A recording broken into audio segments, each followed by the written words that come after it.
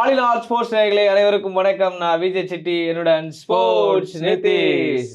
அதாவது இந்த IPL action முடிஞ்சதுக்கு அப்புறம் ஒவ்வொரு டீமும் அவங்களுடைய பிளேயர்ஸை எப்படிலாம் எவ்வளோ ஏலத்துக்கு எடுத்திருக்காங்கன்ற டீடைல்ஸ் கொடுத்துட்டு இருக்கோம்.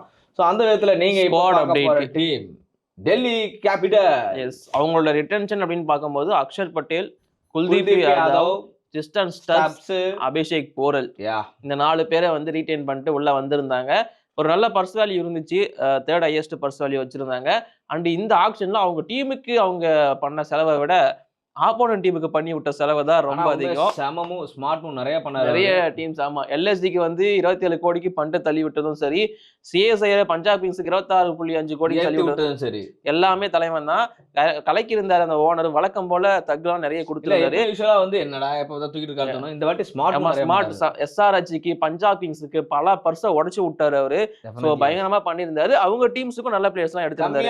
நல்ல பிளேயர் எந்த அளவுக்கு அப்படின்னா கேஎல் ராகுல 14 கோடிக்கு தூக்கிட்டு வந்தாரு, 11 கோடிக்கு தூக்கிட்டு வந்தாரு, நட்ராஜனை 10 கோடி தூக்கிட்டு வந்தாரு. இதெல்லாம் நல்ல மூவ் தான், எல்லாமே நல்ல மூவ் தான். சரி, ஓகே, சொல்ற ஒவ்வொரு பிளேயரா சொல்லுங்க. கேஎல் ராகுல் தானே ஃபர்ஸ்ட் அதிக பிரைஸுக்கு எடுக்கப்பட்ட பேர், 14 கோடி. அவங்கள பொறுத்த வரைக்கும் இது கம்மி தொகை தான். பட் ஆனா கேஎல் ராகுல் இது கம்மியான பிரைஸும் கூட தான். இந்த ஐபிஎல்ல பெரிய இடத்துக்கு போவார்னு நினைச்சேன். பட் இருந்தாலும் அவர் அது போகல. பட் இருந்தாலும் இது okay. Delhi Capitals captain material and உள்ள 14 கோடிக்கு பண்றது ஒரு சூப்பரான விஷயம் தான். இந்த கேப்டன்சி மெட்டீரியல் நீங்க நிறைய சொல்ல வேண்டியது இருக்கும், நோட் பண்ணிக்கிறேன்.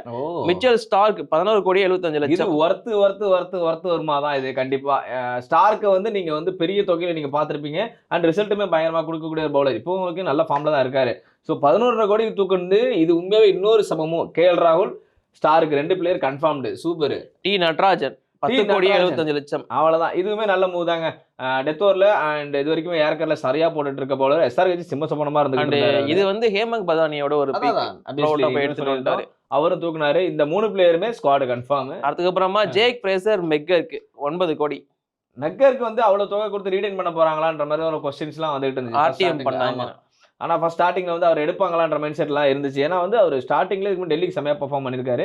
பட் இது நல்லா இருக்கு. 9 கோடி ஓப்பனிங் பிளேயர் அவர் தான் என்னை பொறுத்த வரைக்கும். சரி, okay, so super fine. Mukesh Kumar 8 கோடி. இது தேவைதாங்க. நான் 10 கோடியாவது வரும்னு நினைச்சேன். பட் இருந்தாலும் 8 கோடி. பட் இருந்தாலும் இது ஓகே, நல்ல பிக் தான். அவங்களுடைய சூப்பரான ஒரு பவுலர் கேட்டால், ஃபாஸ்ட் பவுலர் கேட்டால் முகேஷ் குமார் தான். அபியஸ்லி நல்ல ரிசல்ட் இதுக்கு முன்னாடி கொடுத்துருக்காரு. ஸோ முகேஷ் குமார் எகைன் அவரோட ஹோமுக்கு நல்லா இருக்கு. ஹாரி ப்ரூக் 6 கோடி 25 லட்சம். இது கொஞ்சம் நான் எதிர்பார்க்காத ட்விஸ்ட் தான். ஹாரி ப்ரூக் இவ்வளவு போவார்லாம் நான் நினைக்கல. ஏன்னா எல்லாருமே கம்மியா நல்ல பிளேயர் தான். நல்ல பிளேயர் தான். பட் யாருமே பெருசா போகலையே. பெருசா இவரை யூஸ் பண்ணல வேணாம் சொல்லுவேன். இப்ப கூட ரீசெண்டா இங்கிலாந்துக்கு உங்கால் இல்லாதப்போ இவர் தான் காப்பாத்தி கொடுத்துட்டு இருந்தாரு. அதுக்கே எங்கால் இல்லாதப்பன்னு சொல்லி எங்கால. ஆமா, பின்ன இவர் தானே காப்பாத்தி கொடுத்தாரு. But okay fine. 1 கோடி அதிகம் தான். 5 கோடி ஓகே தான் அவருக்கு. ஓகே, அப்ப இப்ப இவர் சொல்லுங்க. அசுதோஷ் சர்மா 3 கோடி 80 லட்சம். இது ரொம்ப கம்மிங்க இந்த அமௌண்ட் அவருக்கு. என்னன்னா எனக்கு சசாங்குக்கு 5 கோடி, இவருக்கு 3 கோடி 80 லட்சம். அந்த சைடு இந்த 2 பேருமே பெர்ஃபார்ம் பண்ணாங்க. பட் இவருக்கு ஒரு 5 இல்ல 6 கோடியாவது இவங்க போயிருக்கும். 6 கோடி மேலே போயிருக்கலாம் மேபி. ஏன்னா அசோக் சர்மா சூப்பரான பிளேயர் தான். சரி, ஓகே, அடுத்த பிளேயர் மோஹித் சர்மா 2 கோடி 20 லட்சம். 2 கோடி 20 லட்சம் கம்மியான பிரைஸ்ல ஒரு நல்ல தங்கத்தை நீங்க எடுத்திருக்கீங்கன்னு தான் சொல்லுவேன். ஆமா, ஆனா 50 லட்சத்துல இருந்து 2 கோடி 20 லட்சம் அப்படிங்கிறது ஓகே தான் என்ன பொறுத்த வரைக்கும். 4 கோடி போயிருக்கலாம்ப்பா. சூப்பரான. அப்ப இப்ப இவரை சொல்லுங்க பாப்போம்.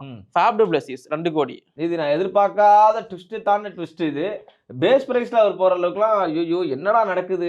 எந்த டீமுமே அவருக்கு மேல பிட் வைக்கல அப்படிங்கும் போது டெல்லி மட்டும் இவரை யூஸ் பண்ணி தூக்கிட்டாங்க. கப்ப அவ்வளவுதான். ஃபேப் டு பிளஸிஸ்க்கு விட்டதுக்கு பல பேர் வருத்தப்படுவாங்க. சென்னை சூப்பர் கிங்ஸ் வருத்தப்பட மாட்டாங்க, ஆர்சிபி தான் வருத்தப்படுவாங்க. இன்னொன்னு கேளுங்க. சமீர் ரிஸ்வி 95 லட்சம். எவ்வளோ? 95 lakhs. போன ஆக்ஷன் எவ்வளோ? 8.5 கோடி போயிருந்தாரு சிஎஸ்கே பொறுத்த வரைக்கும். பட் சிஎஸ்கே அவர் ரிலீஸ் பண்ணாங்க. பட் இப்போ பாத்தீங்கன்னா இவ்வளவுதான் போயிருக்காங்க. ஏன்னா எனக்கு தெரிஞ்சு இவர் அபிஷேக் போரலுக்கு ஒரு ரீப்ளேஸ்மெண்ட், அவ்வளவுதான். ஐ மீன் பேக்கப் பிளேயர். அபிஷேக் போரல இப்ப ரீப்ளேஸ்மெண்ட் தான் இருப்பாரு. கிடையாது, அவர் கண்டிப்பா ஆடுவார். இதெல்லாம் ஏத்துக்க மாட்டேன். நெக்ஸ்ட் டோனவன் பெரேரா 75 லட்சம். ஒரு நல்ல மிடில் ஆர்டர் பேட்ஸ்மேன். பட் ஆடுவாரா, வாய்ப்பு கிடைக்குமான்னு கேட்டீங்கன்னா தெரியல. சோ டவுட் தான் டோனவன் பெரேரா பொறுத்த வரைக்கும், ஃப்ரம் சவுத் ஆப்பிரிக்கா. அது இல்லாம துஷ்மந்தா சமீரா ஸ்ரீலங்காவை சேர்ந்த ஒரு பவுலர், 75 lakhs பேஸ்க்கு எடுத்திருந்தாங்க. ஒரு நல்ல பவுலர். ஸ்டார்க்கு பேக்கப்பா எடுத்திருக்காங்க. ஆனா ஸ்டார்க் அளவுக்கு எதிர்பார்க்காதீங்க, அதான் புரியல. ஓரளவுக்கு போடுவார் சமிலா. ஸோ அதனால ஓகே தான் அப்படிங்கிற மாதிரி இருக்கு. அதுக்கப்புறமா விப்ராஜ் நிகம்னு சொல்லிட்டு 50 லட்சத்துக்கு ஒரு பேர் எடுத்திருந்தாங்க. எல்லாமே டொமஸ்டிக் டேலண்ட்ஸ். அதுக்கப்புறமா கருண் நாயர் 50 லட்சத்துக்கு எடுத்திருந்தாங்க. கருண் நாயரை பொறுத்த வரைக்கும் அது டிசியோ இல்ல கேகேஆரோ ஏதாச்சும் ஒரு டீம் அவர் எடுத்து வச்சுப்பாங்க. கருண் நாயர் எப்போ அந்த 300 அடிச்சாரோ அதுக்கப்புறம் அந்த மனுஷனுக்கு ஆடவும் வாய்ப்பு கிடைச்சது கிடையாது, ஆடும்போது பேசவும் ஆள் கிடைச்சது கிடையாது. அப்படிதான் இருந்துட்டு இருக்காரு. பட் அட்லீஸ்ட் அவர் அன்சோல்ட் ஆகாம சோல்ட் ஆனாரே அப்படிங்கிறது எனக்கு ஒரு பெரிய அதிசயமா தான் இருக்கு. என்னன்னா நீங்க ரீசெண்டா கருண் நாயர்ங்கிற பேரை எங்கேயுமே கேள்விப்பட்டிருக்கவே மாட்டீங்க. ஆமா, அந்த டெஸ்ட்டுக்கு அப்புறம் எங்கேயுமே மற்ற பிளேயர்ஸ் எல்லாம் இங்க ஆடினாங்க இதுல ஆடினாங்கன்னு கேள்விப்பட்டிருப்பீங்க. பட் இவர் பேரை கேள்விப்பட்டிருக்க மாட்டீங்க. ஸோ அப்படிதான் கருண் நாயர் வந்து டிராவல் பண்ணிட்டு இருக்காரு கிரிக்கெட்டை பொறுத்த வரைக்கும். ஆனா இப்போ வரைக்கும் அவர் நம்பிட்டு இருக்காரு நான் திரும்ப டெஸ்ட் கம்பேக் கொடுப்பேன்னு சொல்லிட்டு. நம்ம சொல்லு ரஞ்சி அந்த மாதிரி தான் உத்ராஜ் கைக்வாட் செஞ்சுரி அடிச்சுட்டு உட்காந்துருக்காரு வெளியே. ஓகே, அதுக்கப்புறமா மாதவ் திவாரின்னு சொல்லிட்டு ஒரு யங்ஸ்டர் 40 லட்சத்துக்கு எடுத்திருந்தாங்க. அண்ட் தென் திரிபுவனா விஜய் அப்படின்னு சொல்லிட்டு ஒரு பிளேயர் 30 லட்சத்துக்கு எடுத்திருந்தாங்க. இவரை பொறுத்த வரைக்கும் இவர் வந்து கர்நாடகா பிரீமியர் லீக்ல நல்லா பண்ண ஒரு ஆல்ரவுண்டர் அப்படின்னு சொல்லியிருந்தாங்க. ஸோ பீடாகமே ஒரு பெருசா பிரைஸ் பண்ணியிருந்தாரு. ஓகே, பாப்போம் என்ன நடக்குது, வாய்ப்பு கிடைக்குதா இல்லையா அப்படிங்கிறதெல்லாம். அது இல்லாம மன்வந்த் குமார் எல் அப்படிங்கிற பிளேயரை பேஸ் பிரைஸ் 30 லட்சத்துக்கும், அஜய் மண்டல் அப்படிங்கிற ஒரு பிளேயரை பேஸ் பிரைஸ் 30 லட்சத்துக்கு எடுத்திருந்தாங்க. தர்ஷன் நல்கண்டே இவரையும் பேஸ் பிரைஸ் 30 லட்சத்துக்கு எடுத்திருந்தாங்க. தர்ஷன் நல்கண்டே எல்லாம் ஆல்ரெடி இருந்த பிளேயர் தான் ஐபிஎல்ல. பட் பெருசா வாய்ப்பு கிடைச்சது கிடையாது. எப்படி யூஸ் பண்ண போறாங்கன்னு தெரியாது. டிசியை பொறுத்த வரைக்கும் எனக்கு ரொம்ப இவங்களோட ஆக்ஷன் ஸ்ட்ராட்டஜி எல்லாம் பிடிச்சிருந்துச்சு. டீம் எப்படி எடுத்திருக்காங்கன்னு கேட்டீங்கன்னா, ஓகே அவங்களுக்கு ஏற்ற மாதிரி எடுத்திருக்காங்க. பட் அவ்வளோ பர்ஃபெக்டா டீமை வந்து அவங்க எடுக்கல. ஆனா ஆக்ஷன்ல அவங்க பண்ணது என்ன பொறுத்த வரைக்கும் பெஸ்ட் ஆக்ஷன் பண்ண டீம் டிசி தான். ஏன்னா அவங்க இவங்களுக்கு எடுத்தது மட்டும் இல்லாம மற்ற டீமை கொலாஸ் பண்ணி விட்டாங்க. ஸோ அதனால எனக்கு டிசியோட ஆக்ஷன் ரொம்ப பிடிச்சிருந்துச்சு. நான் ஆக்ஷன்ல நம்பர் 1 ரேங்கிங் வந்து டிசிக்கு தான் கொடுப்பேன். உங்களோட ஒப்பீனியன்? இல்லை, நானுமே ஆப்வியஸ்லி ஒத்துக்கிறேன். டிசி செம்மையாக தான் பண்ணியிருந்தாங்க. எனக்கு உண்மையாக சின்ன விஷயம் என்னன்னா, நல்ல டீமாக எடுத்திருக்காங்க. பட் சென்னை சூப்பர் கிங்ஸ் வந்து அவங்க டீமை ரீட்டைன் பண்ணுறது விஷயமும் நல்லா தான் இருக்குது. அதனால நான் அதுவும் சொல்லுவேன். பட் இருந்தாலும் ஆக்ஷனை பொறுத்த வரைக்கும் எப்படின்னா நீங்க சிஎஸ்கே விட்டு கொடுப்பீங்க தெரியும் அதெல்லாம். பட் ஆனால் ஆக்ஷனா கேள்வி கேட்டா ஆப்வியஸ்லி டெல்லி தானே தம்பி. ஏன்னா ஒரு புது பிளேயர் ரெடி பண்ணுறாங்க. அது அவங்க பிளேயர் தான் அவங்க எடுத்தாங்க. பட் ஒரு சூப்பரான டீம் ரெடி பண்ணியிருக்காங்கன்னா டிசி பர்ஃபெக்ட் அப்படின்னு சொல்லி அவங்க டீம் ரெடி பண்ணது மட்டும் இல்லாம மற்ற டீம்ஸ் முடிஞ்ச அளவுக்கு பர்ஸை காலி பண்ணி விட்ட விதம் வந்து அவங்களால ரெடி பண்ண விடாம அது எக்ஸ்ட்ரா கிரெடிட்ஸ் பா. உண்மையாவே அல்டிக் அது சூப்பரா பண்ணியிருந்தாங்க. தலைவன் உண்மையா ஒரு பயங்கரமா பிசினஸ் மேன்ன்றது அன்னைக்கு தான் காட்டினாரு. நீ மூலகாரன். எனக்கு கங்குலி உள்ள உட்கார்ந்து இருந்தாரு. அது எனக்கு பெரிய ஷாக்கு. ஏன்னா அவர் வந்து உள்ள வருவாருங்கிறத நான் எதிர்பார்க்கல. தாதாவா ஆக்கிட்டாங்கடா. சாதாவாக்கிட்டாங்க. அப்படி ஏன்னா இப்ப அவர் வந்து பாத்தீங்கன்னா உமன்ஸ் டெல்லி கேபிட்டல்ஸ் டீமோட மென்டாரு. இங்க கிடையாது. அங்கதான் டைரக்டர் ஆஃப் கிரிக்கெட் இவரு. நான் பல வாட்டி எதுக்கிட்ட சொல்லிட்டேன். ஆனா இப்போ மறந்துட்டு அவர் பேசிட்டு இருக்காரு. அவ்வளவுதான் மக்களே. சோ டெல்லி கேபிட்டல்ஸ் யார கேப்டனா போட போறாங்க அண்ட் அவங்க 11 எப்படி இருக்க போறது வழக்கம் போல நீங்க கமெண்ட் பாக்ஸ்ல போடுங்க. இருங்க.